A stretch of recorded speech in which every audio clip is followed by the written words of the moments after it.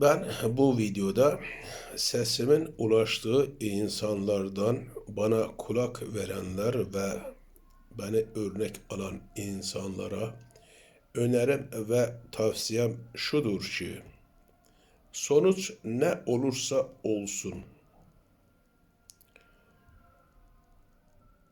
söylenmesi gerekenleri söylemişim, alınması gereken kararları almışım, atılması gereken adımları atmışım, yapılması gerekenleri yapmışım, yapılmaması gerekenleri yapmamışım, olması gerekenler olmuş, yaşanması gerekenler yaşanıyor, yaşanacaktır.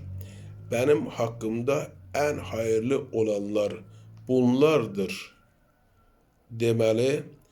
Varsa bir hatam, varsa bir yanlışım, varsa bir günahım, bedelini ödemeye hazırım diyerek önümüze bakmalı, ileriye adım atmalı, hedefimize varmak, amacımıza ulaşmak için yılmadan, yılgınlığa düşmeden, pes etmeden mücadelemize devam etmeliyiz.